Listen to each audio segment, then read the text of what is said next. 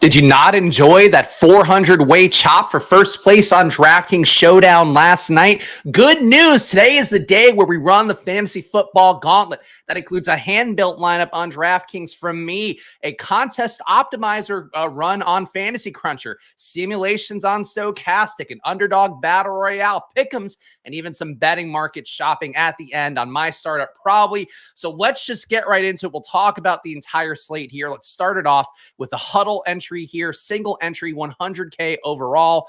What's the prize pool to first in this one? I think it's a decent one. 15K to first in the huddle. I'm going to hand build this lineup first of all. And I will say the one matchup that I do think we want to attack right away, the one that stands out to me as somebody that, of course, tracks the advanced analytics, tracks the expected points added per target numbers, all the ones across what defense they're giving up, what offense they're doing.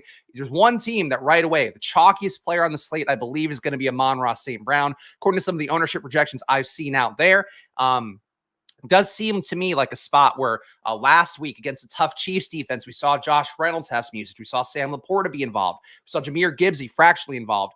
Against Seattle, I really feel like based on what they put on tape against the Rams, what they put out analytically against the Rams last week, somebody's going to go off here. The guy who I think is going to go off, I think is going to be the chalk, Amon-Ra St. Brown. So, of course, you can play chalk in football. It's completely fine, especially at running back, where guys are going to be dedicated to a little more volume there at the position. You can certainly play some chalky players. But I think for me, this build has to start with Amon-Ra St. Brown.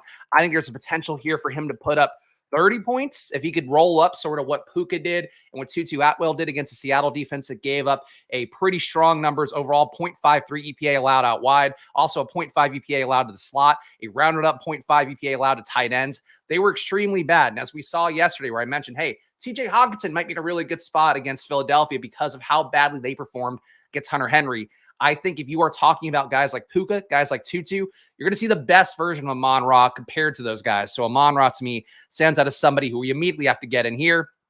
GM's around. Finally, Friday. I'm in a Hawaiian shirt here to celebrate Friday. So let's do that. And old Dave's Deluxe got in Spags guts. Yes, I had Wendy's last night posted in the chat. And, it's Thursday Night Football. You got to treat yourself a little poorly, right? And I got to tell you, man, I'm feeling worse for the wear today, though the baby not sleeping. Certainly not helping out in that equation. Other players we need to put in. Obviously, we still got to get a stack. Honestly, Jared Goff, I think still being part of the stack makes sense. I'm going to go with him at QB this week. Obviously, could go back to my good old friend Anthony Richardson, though he's higher priced than Jared Goff. I do think Richardson's in another nice spot. Houston's defense did not put a lot on tape that makes me feel too strongly about how good they are. Obviously, Lamar and the Ravens kind of struggled in that game, but I tend to think, as we talked about earlier in the week, it's a little bit more on Baltimore's side and some of the reports we've had this entire offseason. So we'll talk about some of that stuff coming up as we look into the slate. I'm getting distracted. Who the Sims liking? We'll find out a little bit, Kenny G. Keep playing your fucking sacks and wait until we get to the Sims part of things. But I'm not going to play Anthony Richardson. No, not a jersey day. I think Jared Goff at slightly cheaper makes sense. Again, really think this is a spot where the pass game can go off. I think we can double or triple stack Goff. So that is actually what I'm going to try to do. And that includes, I think, going Sam Laporta. Got the usage pretty good, $3,900 price tag. I do think if we're going to play a chalky Amon-Ra St. Brown, one way to do that is going to be to actually just stack up more Lions. So we'll have Amon-Ra as a chalk. We'll get different by having some more Lions in the mix. And frankly, I wouldn't hate putting Josh Reynolds in this one either, but I'm not going to go that way. David Montgomery, though, going to be pretty chalky. But if we have him with Laporta, I think we get that ownership down. So yeah, you know what? Let's put in Montgomery as a placeholder. Not sure I'm going to stick with this QB plus 2 configuration as we go, but Montgomery at running back, I feel like for right now with Seattle makes sense. As we've seen with the Sims so far, either bringbacks probably a little bit overrated by players over the last few years. I know that's been a DFS trope of you got to have your game stack and you got to have your bringbacks. I think for me, I'm not willing to go to bringbacks every single time unless they line up perfectly. So we could certainly bring back a Seattle guy if we want. But Detroit's defense, I think, looked good enough that I'm not dying to go that way. Their biggest weakness was against tight end, where they did give up some good production to Noah Gray and Blake Bell in week 1. So we already have our tight end. We're not going to go there. Gibbs looks to be real low owned. I think he's low owned for a reason. I mean, the usage should come up, but only 19 snaps in that first game, 7 routes. It's not going to get you there. I'd rather have just the accumulation of touches that David Montgomery gets right now. Let's look at running back. See if there's another one that jumps out here.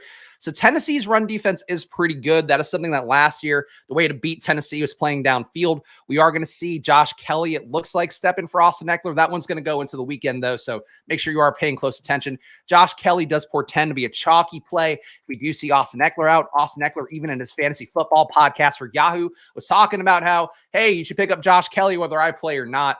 I think with some of the stuff that happened this offseason, with also Austin Eckler, maybe this is a little bit of contract leverage to show what they have if he's not out there. I wouldn't be shocked if Eckler doesn't go, but Kelly, $5K salary. Again, he's going to be chalky, but I'm not going to put him in this lineup. I just feel like we kind of have to talk about him as part of this process. Bijan going against Green Bay, not a bad matchup overall, but maybe not a great one. Didn't see a lot of production going for the run against Green Bay in week 1. Obviously, it's small sample size stuff. But we're trying to press the advantage on things that we know are obvious weaknesses after 1 week. ATN's usage was really good. I do think ATN's the kind of guy you could talk me into at running back. Definitely, Lions came and said he expects Gibbs role. That doesn't mean anything. I don't think that doesn't directly mean, hey, he's going to get a lot of work this week. Continuing to grow could be 20 snaps this week. That would still be accurate, but it doesn't mean that Gibbs gets the full workload. I would not expect Gibbs to suddenly get a huge workload. They've clearly shown Montgomery's going to start the year with a bigger role. And again, it's going to chip week to week, week to week, week to week. But if you expect Gibbs to come in and be a world beater in week 2, I just don't think that's how you win money, especially for a DFS slate. Shout out to Squirt Squad as well. Appreciate all you guys being here. Our guy Tyler had a nice week in Mexico. Saw his feet on Twitter, so you know he's crushing out there. Obvious weak spots to go against here. I think nothing. Kenneth Walker, again, not a guy I'm dying to get to. Did have a nice workload in week 1 compared to some of these other guys. Let's look at the matchup for Green Bay, because we do have Bijan. We do have Tyler Algier, who got a tremendous workload in week 1. Atlanta, 21 implied points going against a Green Bay defense that had negative 0.07 EPA per rush allowed, which is not bad, not great. Stuff the run at a 28% clip. Atlanta, I think, can get the run game going against a lot of teams, but again, it's not an obvious advantage to go to. I honestly think out of all these guys, ATN to me right now seems like the most appealing. Josh Jacobs, we did see some pretty nice long runs given up by Buffalo. Breece Hall looked great. Josh Jacobs' workload is about as good as anybody in the league. 22 intended touches in that game on 47 snaps. Buffalo's defense actually did give up a positive rushing EPA. So maybe that's a sneaky way to do it. All right, Jacobs or ATN? Pretty similar price points. Got to think Jacobs. I guess he's green here, so casuals play him more. I'm going to go ATN. I did not like ATN coming into the season. That week 1 workload, I do think looks really good to me. So that looks pretty good to me. Packers numbers against Fields, though, no. Yeah, the numbers were against Fields, but I also isolate regular rushes versus QB rushes. So the fact that they were pretty good defending the overall rushes means that look, again, it's 1 week. It doesn't really matter. But still, like, they got performance against a Bears team that the one thing they do well theoretically is running the ball. So going against Atlanta, going to be a similar thing, obviously. But I'm happy to play Algier, I think, out of a 150 pool. For a single entry, though, I think you just want to play the best plays even more so than you would in a traditional DFS slate. But we'll see what the projections and what the optimizer and what the sims give us. We'll, of course, do the whole process. Other wide receivers to hit. Who's got a nice matchup? Calvin Ridley actually also has a nice matchup. Does seem like, from at least, again, the 1 week sample size here, Ridley going against a Chiefs team that allowed all the players to get off, going off out wide.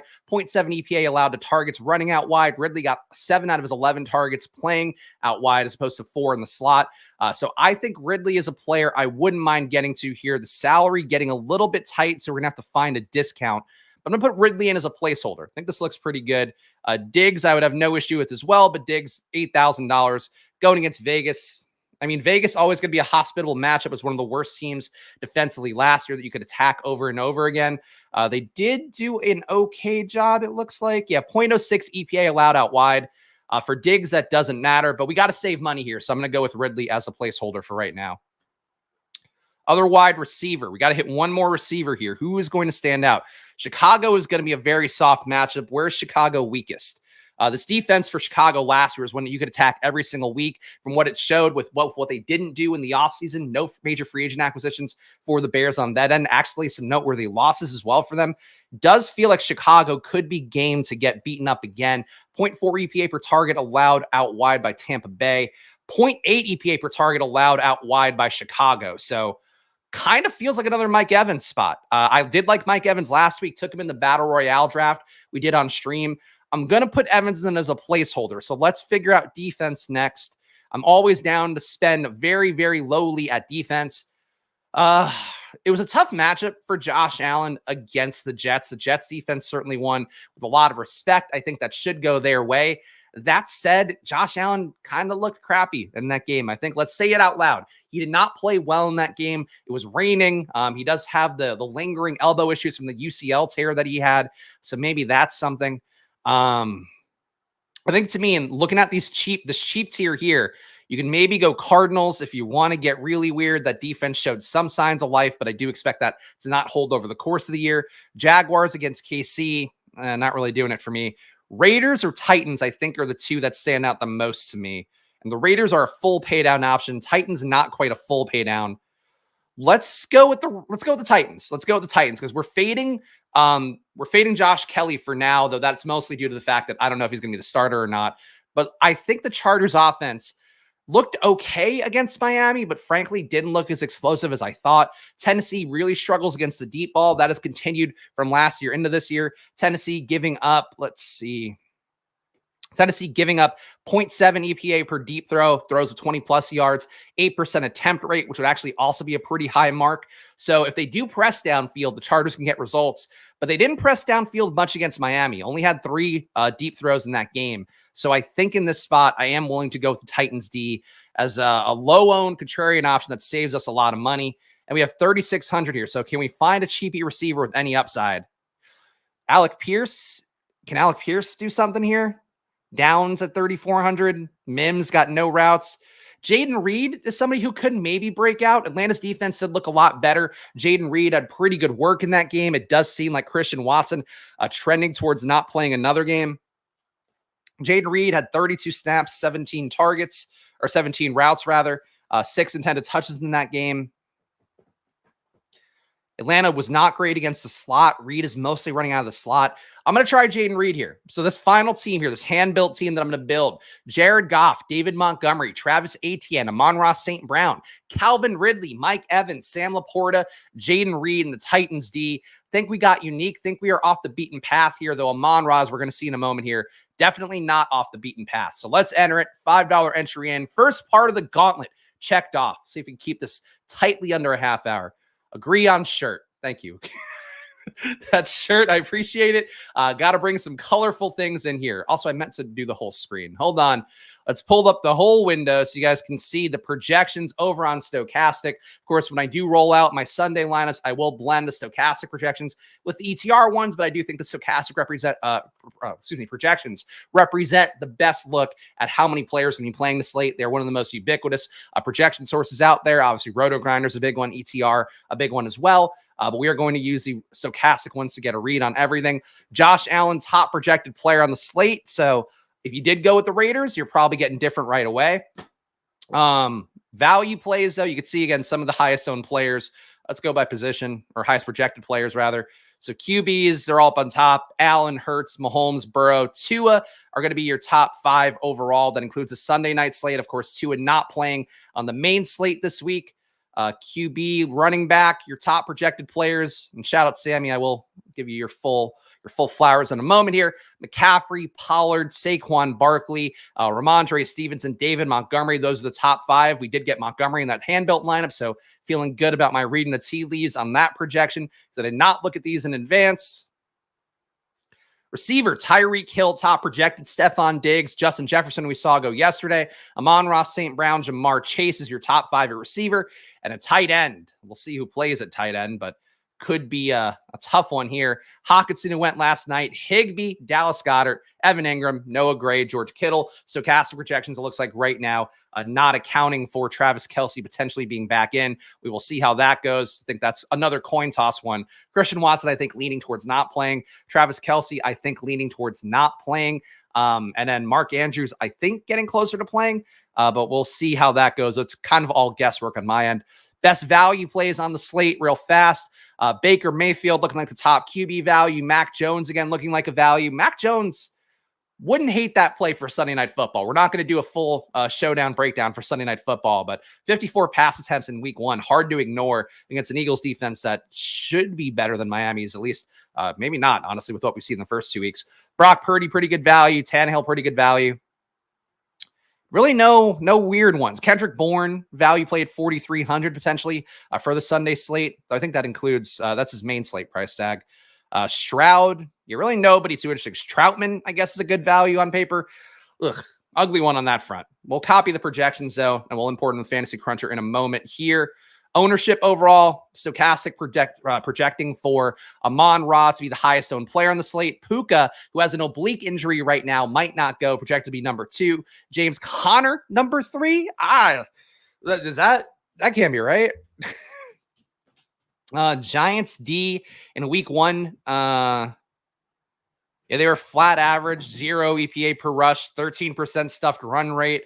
Man, Cardinals D and James Conner, maybe a sneaky tournament play, I guess. Though if Conner's going to be chalky, I don't know that anybody wants to be there. So, ugh. All right, let's shout out Sammy here. Gotta love the shirt. Let's go. And of course, Sammy joining the squad here, the Squirt Squad, which you can get for yourself, hitting the join button down below. Sammy, welcome to the family. Buffalo War Pigs. Josh Allen, that elbow's never looked better. Joshy numbers gonna go out there and sling it. Well, welcome to the family, Sammy. You've already been part of this family, but now you're paying money to be part of the family, and that's what really counts. Welcome to the family. Shout out Sammy. All right. Back to the usual hat. Of course, that's what you get. Another perk. And the last perk, of course, is hitting the join button down below. You do get my data sheet, which has more color coding in. I have not fully color coded it because I have been the busiest, sleepiest boy this week. But we will be posting my data sheet for all these Splash Play channel members, these Squirt Squad, with the join button down below. Any interesting low-owned plays? Here you can see here, ATN under 10%. That makes me like that play a little bit more. Mike Williams under 10%. CeeDee Lamb under 10%. So some big names. Burrow, if you want to buy when there's some blood in the streets. Burrow going against a Baltimore team that, let's see. Baltimore, Cincinnati. I guess Baltimore did look okay in week 1. I felt like CJ Stroud had a nice day overall. The big weakness that Baltimore had was they gave up an 86% catchable ball rate. So basically, we're not getting in front of balls. We're not limiting the actual production from QB overall. But negative EPA per drop back, negative 0.23, negative 0.28 EPA per pass. One of the best marks from week 1, negative 0.4 EPA per rush. That could be Dameon Pierce's inefficiencies, but it does feel like Baltimore maybe not a great spot to attack for Cincinnati. I do love buying when there's blood in the streets, so to speak. Everybody's down on Cincinnati after what they did in week 1. But if the Sims give it to me, I think we'll be okay. Got to watch Moss Theme. Ownership's to be on Kelly right now. Might flip as we get closer to lock. We will see. We will see. Hey, Spags, new member this year. Do you do a Sunday show, and how can I see it? The Sunday show that I do is on Stochastic, doing the deeper dive, and I think next week I might be doing live before lock, but I really prefer not to. But I'll be on the deeper dive with Laffy and Ben, but I don't do a showdown video on Sundays because I usually don't play the Sunday showdown. I kind of take that as my time just to watch the game and not fuck around too much. But let's grab the projections. Let's put it in Fantasy Cruncher. Of course, I forgot to open the Fantasy Cruncher tab, so we will do that now. Let's see. Fantasy Cruncher. Oh, come on. Fantasy Cruncher, FC, NFL, DraftKings. All right, take it over to the Fantasy Cruncher. We'll find out what the optimizer is telling us are the top projected lineups to play. Of course, some of these ones are going to be ones you're more inclined to play in cash. That's usually how this goes. We'll upload the Stochastic projections that I did just copy paste. Come on, there we go. And this will be a quick run here to see what an optimizer does. Of course, the simulators, the ones on Stochastic, does give you a similar look, obviously building 10,000 lineups in that first batch. But these 25 can also tell you sort of how the field's going to approach things on just a pure Harris projections. Here's the way that teams are going to kind of build generally. And this is honestly completely different than how I was going to build. So, all right. Top projected teams. Let's sort by projection. So this is it. Josh Allen, Christian McCaffrey, David Montgomery, Debo, Stephon Diggs, Sky Moore. Got to tell you, I don't think Sky Moore will be a highly owned play after what he did in week 1. Noah Gray at tight end, Adam Troutman. So 2 tight end builds. Actually, looks like a lot of tight end in the flex. This one's got Debo in the flex. I do not agree with this much Debo or double tight end. Huh. All right, we'll see what the Sims give us, but that doesn't look great. Most used stacks, 7 3-player stacks for Buffalo, 4 3-player stacks for Tampa Bay. So do you think people will really go to Tampa Bay? I'm not sure about that. Tampa Bay put enough on paper that I think they're in a good spot against Chicago. So I don't hate going to Tampa Bay, but it does feel like, at least based on the projections, they do look fairly chalky. Jacoby Myers is doubtful. Renfro all in play. I think what you're more likely to see is going to see more work going to Devontae Adams' way. Part of the reason that we saw so much work for Jacoby Myers in that game was because Patrick Surtain was on Devontae Adams, and Jimmy G is just going to hit the open guy. So if there's attention going Adams' way, he's not going to force feed him like Derek Carr did. But Vegas going against, going against a Buffalo D that out wide did give up a negative 0.8 EPA per target. Obviously, that was Zach Wilson throwing the ball. Tre'Davious White, though, is one of the corners that, despite his injuries in recent years, I do have some fear for. And then they were average against the slot. Gave up a 0 EPA against the slot, 0 EPA against tight end.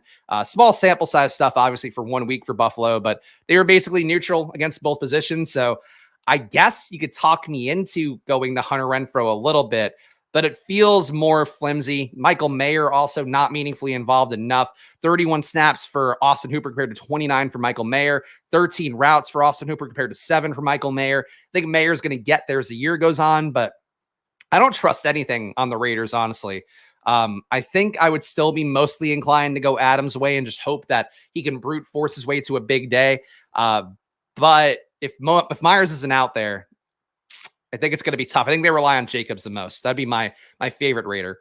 But anyway, yeah, you're seeing what the chalk plays are according to Fantasy Cruncher here. So if you're going to play a cash game just based off the optimizer, it would be this first one coming up with Allen, McCaffrey, Montgomery, Debo, Stephon Diggs, Sky Moore, Noah Gray, Adam Troutman, and the Bucks. Woof. Contest generator. Here's what people want to see. Let's do it. So we got to try to make it represent what the field will actually be creating. So that is generally going to be less 2-man stacks and less 3-man stacks overall. So let's put these at 25 to start. I do still like getting more. I'm going to go 30.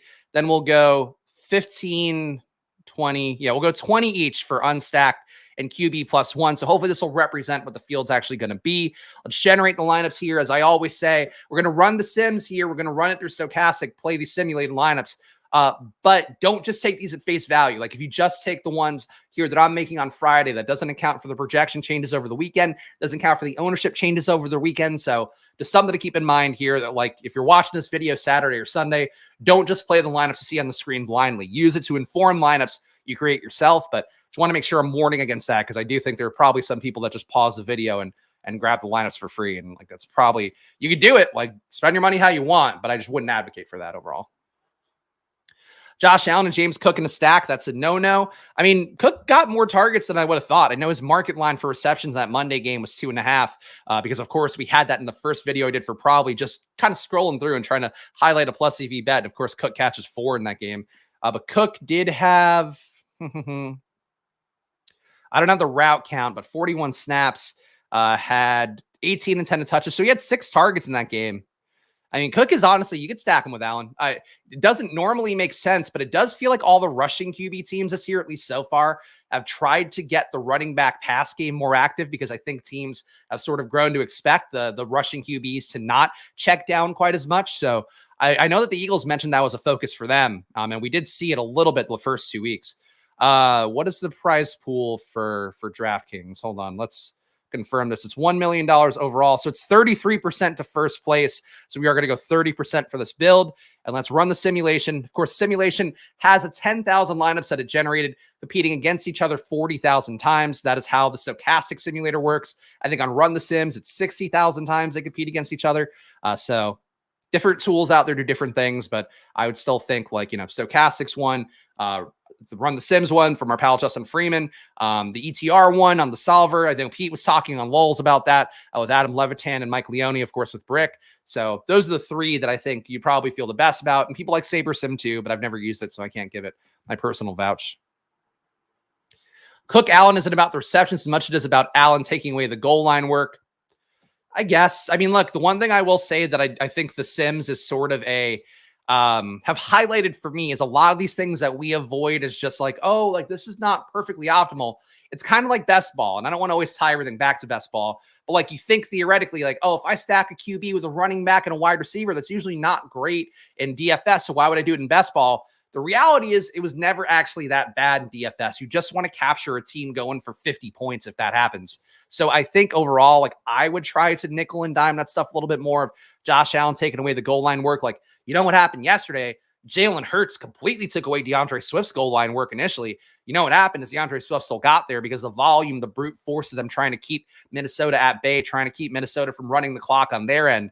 That was what got DeAndre Swift there, was they were just trying to keep him off the field. So I would try to look at it less binary overall, because I think that's one of the things that the Sims have highlighted for me, but also best ball in particular, where some of my best teams last year were ones where I had a QB, running back, wide receiver, tight end from the team, because you're just capturing like basically a lot of ways they get their production week to week.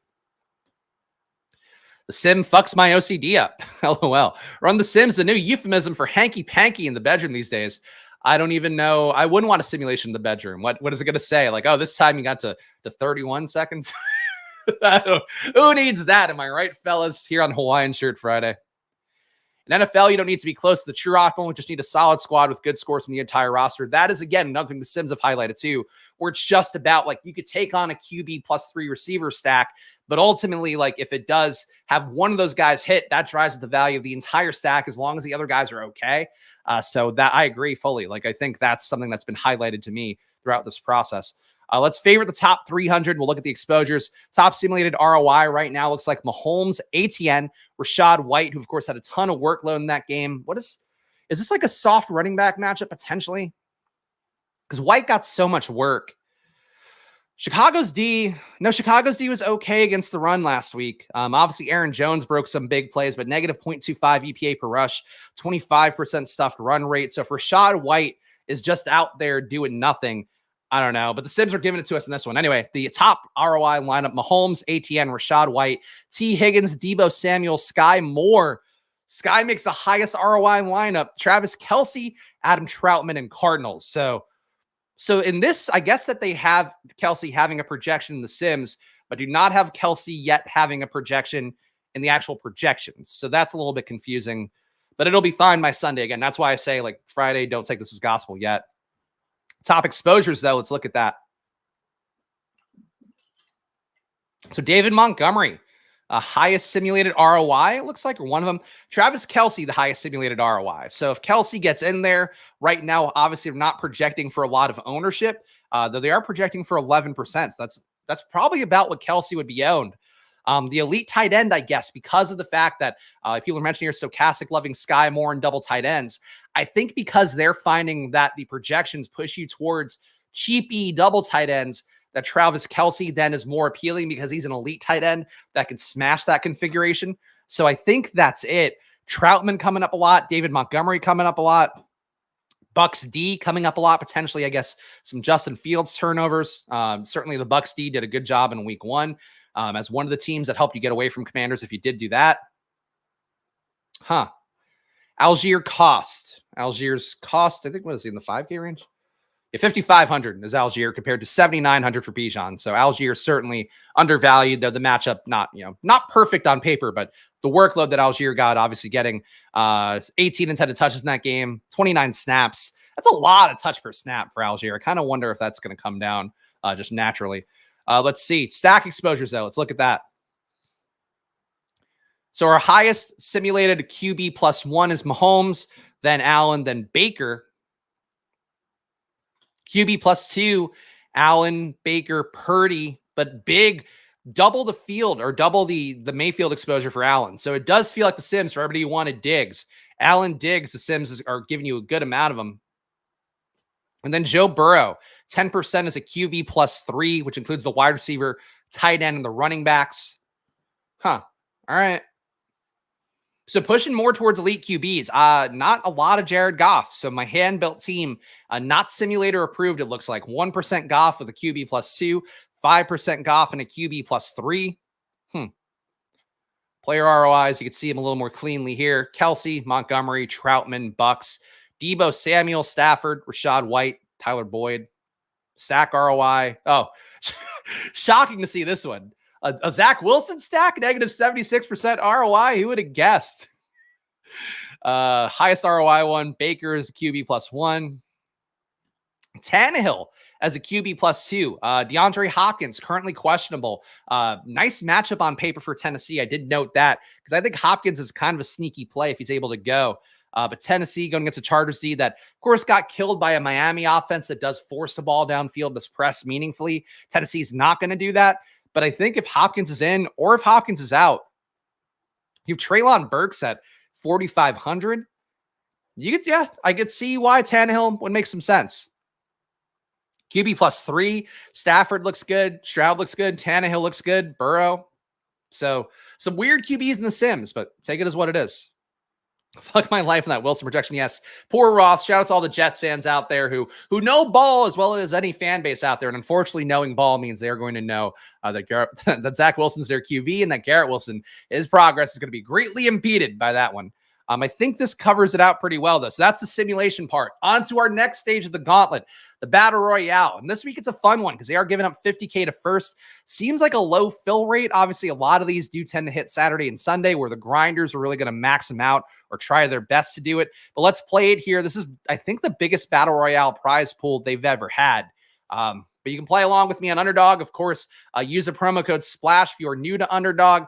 Check this right here. Promo code SPLASH, $100 deposit match on there. It will try to build a nice Battle Royale team. Try to do something GM-worthy, as our pals over at the Badge Bros would say.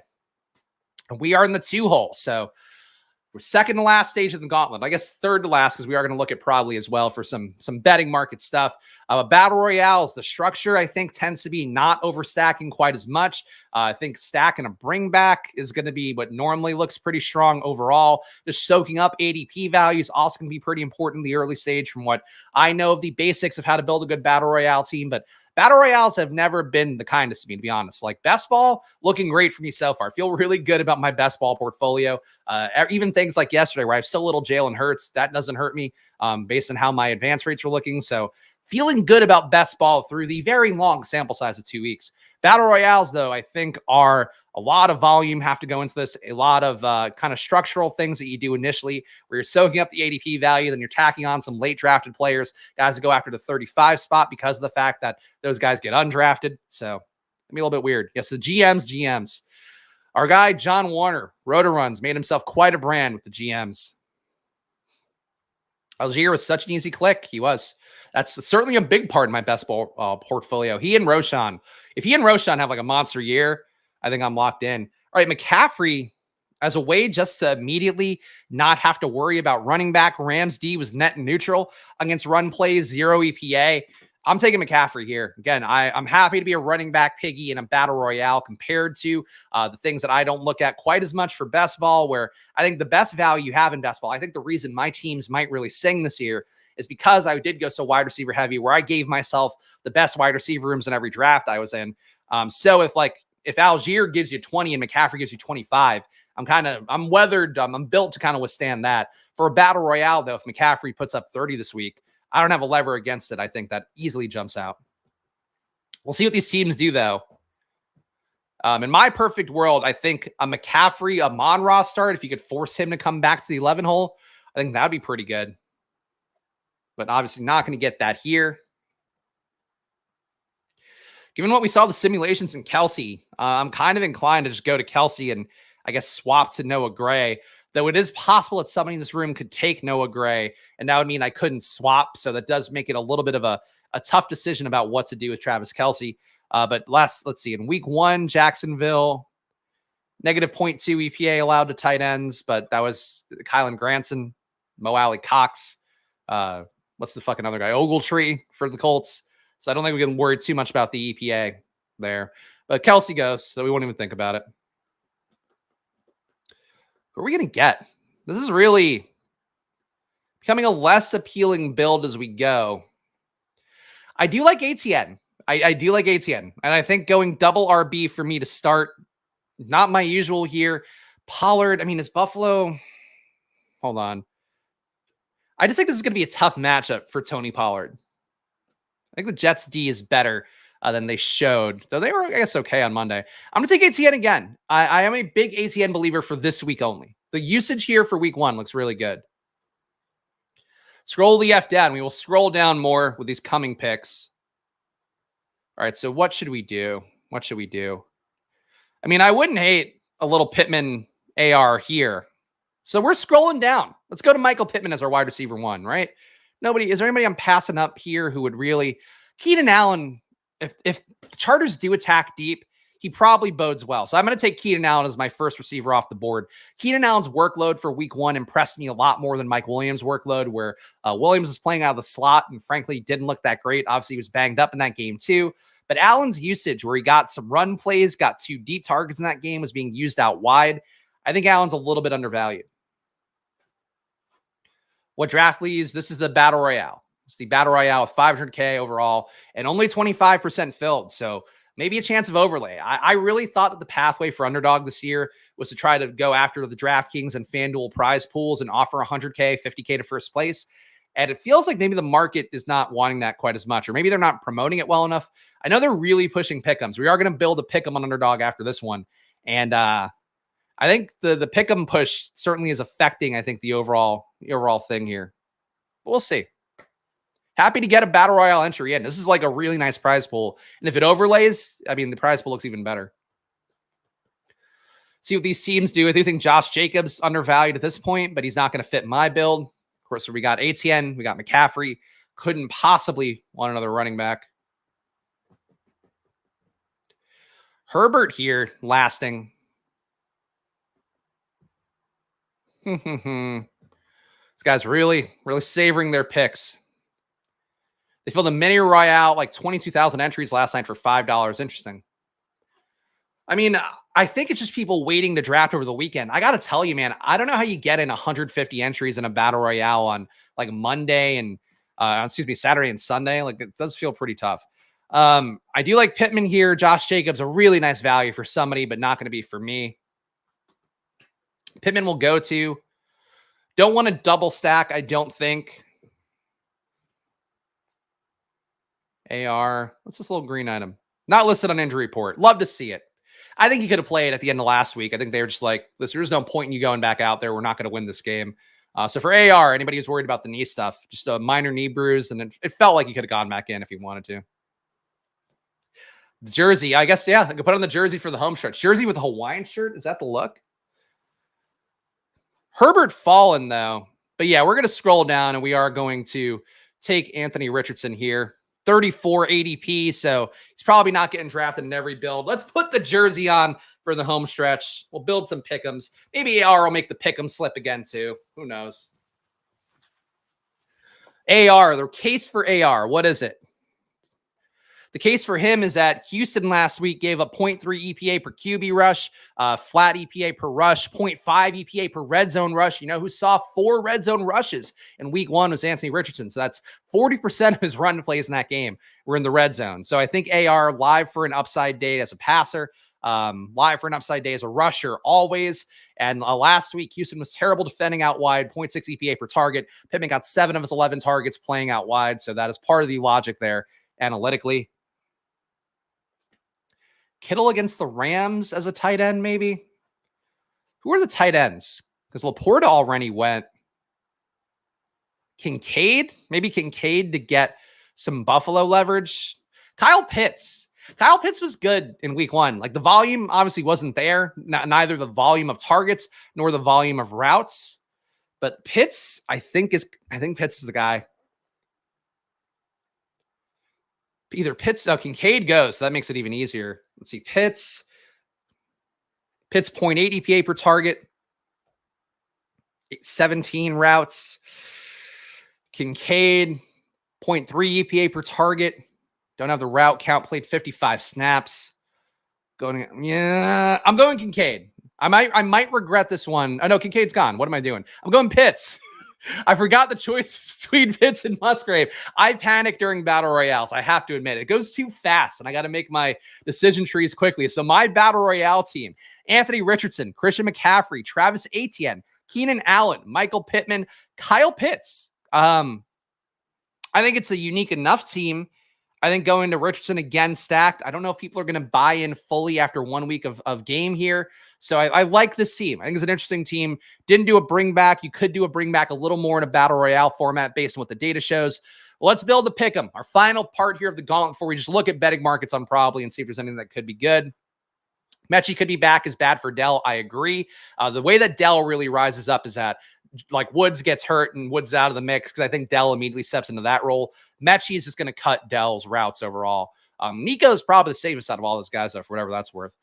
So Joe Burrow, if you see this higher lower here on your pick'em slips on Underdog, take it 0.5 yards. He's gonna get that. He's not gonna pull the Aaron Rodgers like happened on Monday, where it was a 0.5 for Aaron Rodgers, and of course he gets a 0 flat. Tua, if you do enter this one, by the way, I have to highlight it. You could get a share of $100,000. I believe they're giving away $10,000 each to 10 people. You just play the pick'em slip. If pick'em isn't in your state, you can also email Underdog support email with some info, and they'll allow you to get an entry there too. But they're basically giving away $100K every week for the large portion of the season. So keep that in mind. My biggest belief of the week is that Amon-Ra's going off. So I'm going to just right away go to that. Higher, lower receptions. I would go higher on receiving yards for him, 77.5. I'm actually, let's see real fast if I could find leagues. I'm checking probably right now to see what the market line is for the receptions. Because basically, with how Underdog does their scoring for the parlays, for the pick'ems, you basically need to have, I believe it's like a 56% probability on each bet for it to work out. I'm just going to look really fast and see Amon-Ra's market number. Because Underdog does have very efficient markets for pick'ems. Something to keep in mind there. Amon-Ra's market's under 79.5. He's got a 50% chance to go over that, 50% chance to go under. So I actually think the 77.5 line is a really good one to take an Underdog pick'em. So I'll fully vouch for that one. Who else do we like this week? ATN, I do like. Played him in a lot of formats. Let me look up Jacksonville's numbers.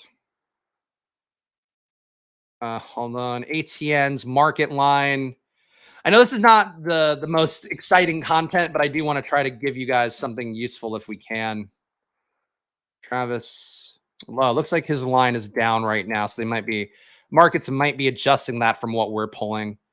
You're not seeing an ATN prop line. So I'm still going to take the ATN over. I think the workload, or higher rather, the workload looked pretty good for him. I still feel good about ATN in every format. Again, just one of those plays this week. We know there's going to be scoring this game. The usage for ATN was so good. I find that one hard to ignore.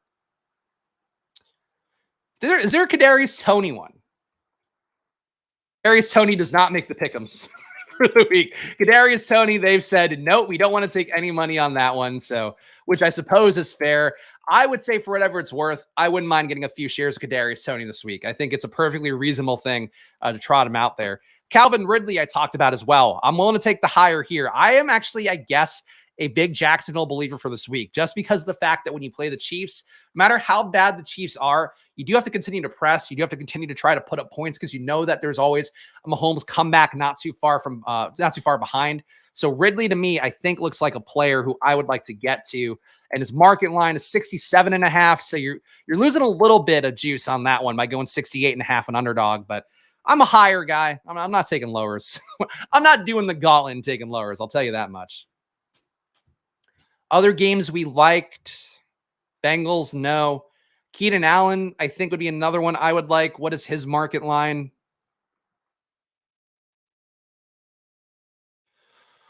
I'm looking up this stuff as fast as I can. Quick fingers, nimble fingers here. Keenan, what do you got? Keenan Allen over 21.5 for longest reception has a 52% probability.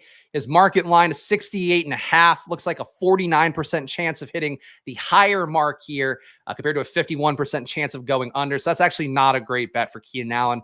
We'll fade that one. Goff. Montgomery. I did talk about Montgomery being one of my guys. Let's look at his market lines. Sorry, this stuff is not on camera either. I know it's hard to only have one screen going.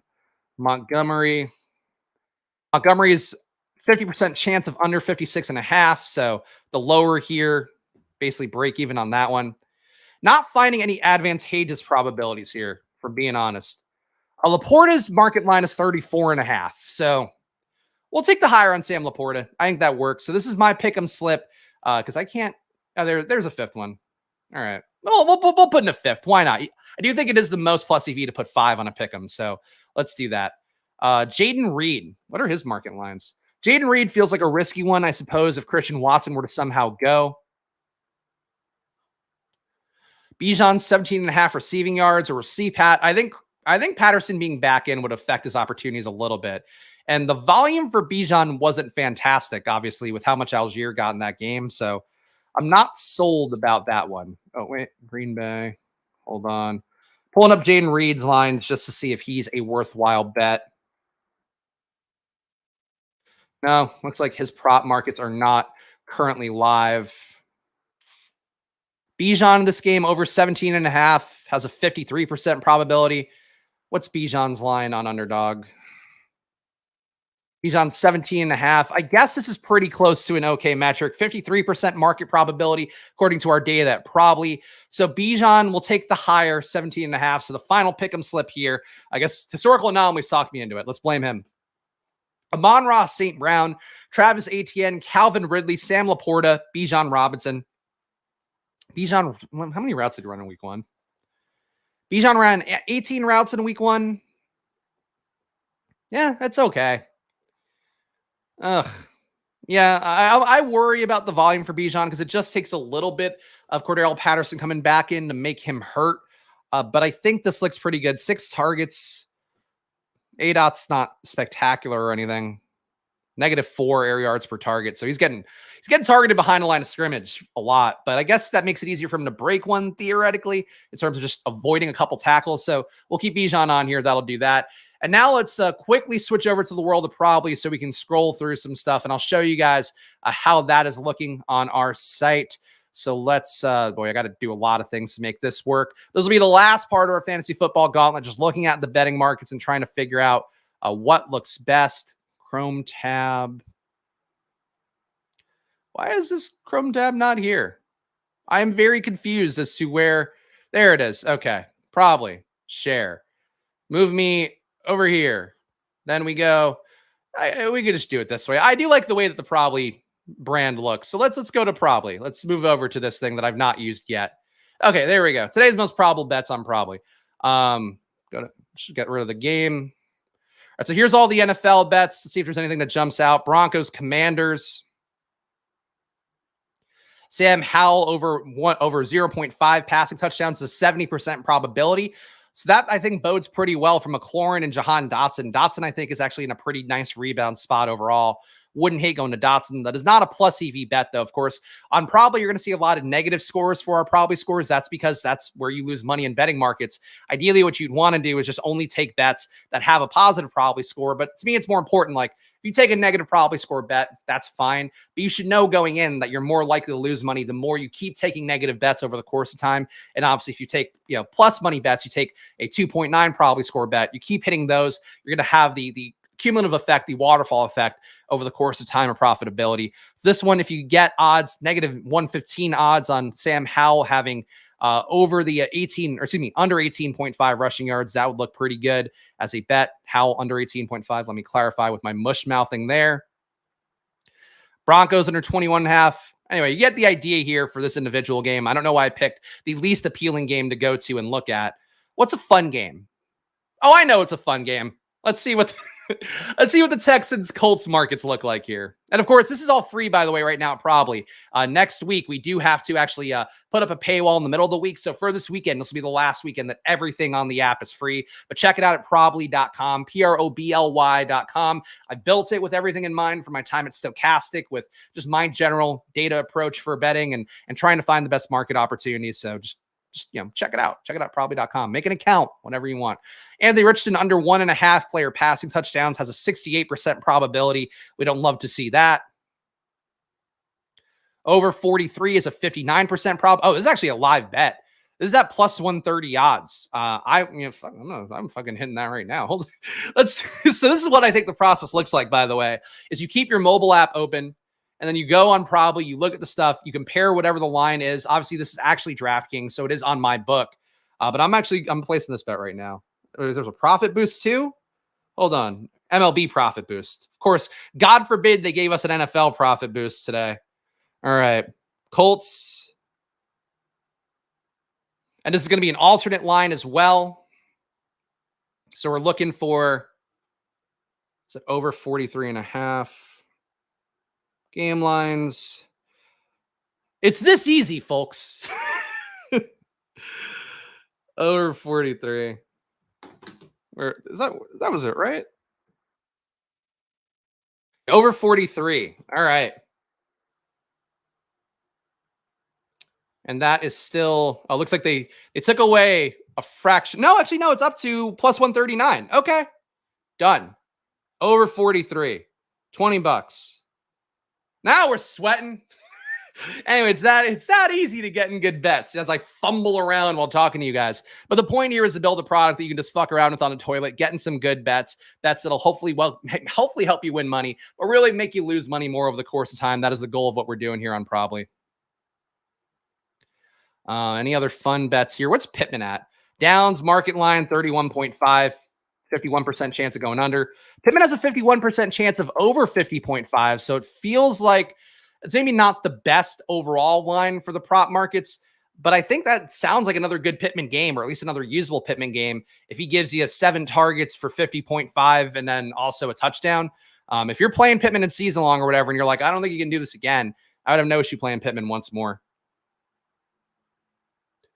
Let's see. Did I post the link? Oh, no, I will post it right here. There we go. Probably.com.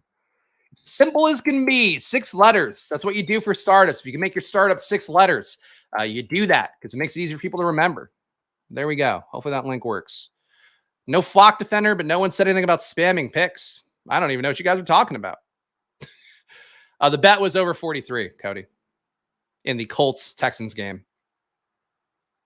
Over 198.5 for AR has a 50% probability. I'd take that over too. Not a plus EV bet, but it works.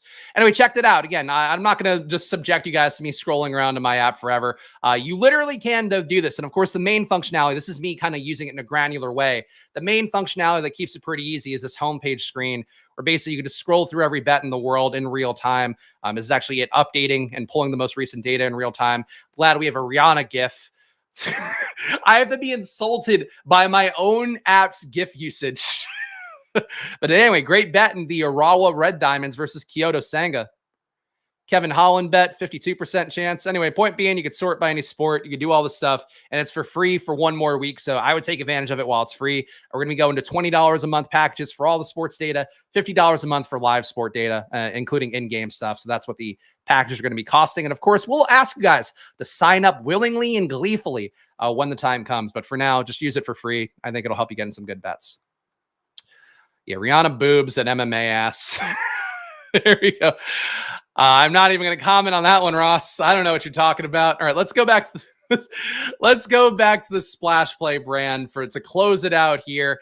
There we go. We have now officially run the fantasy football gauntlet. I've been hit by pads on every site. We've gotten a bunch of different teams in. I really do think right now, based on what those numbers look like for Underdog, I would play an Underdog and play in that Battle Royale. Biggest prize pool they've had in a Battle Royale, $50K to first place. There's some great threads out there. I know Nez wrote up an entire breakdown of how to use it. There's also a good one, I believe, on 33rd Team from Dooley Data about how to attack a Battle Royale. Look those up because I genuinely think if you're going to play a Battle Royale, a week where they might have overlay and have the biggest prize pool, that is a good time to do it. So use the promo code SPLASH if you're new to Underdog and you are new to in-season stuff. Pick'ems are pushing really hard. If you sign up as well, you get a mystery pick'em bonus too on Underdog. So check that out. Shouts to the chat as always. I know this is Chaos Spreadsheet. Yes, Spreadsheet will be for channel members on the weekend. You will see that. Hit the join button down below for $4.99 a month. You will get my data sheet tomorrow morning, I believe is when I'll do it. Of course, so do that. And again, go check out probably.com. That is my baby. That is where all my work is going right now. I have to do media interviews and stuff. I actually have to do a call with a reporter after this one because we're trying to do PR. So fun times in the Spags household, but we continue to push here.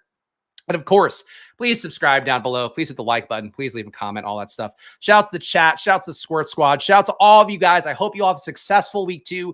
This is the time, guys, where the data starts to get firmer. The projections get firmer. Everything gets smarter. This first month is really when you have your best shot to make money. Week 1's chaos. Week 2, less so. Week 3, less so. Week 4, especially less so if you are using good data. So I hope you guys have some success here. I will try to do the best for myself too.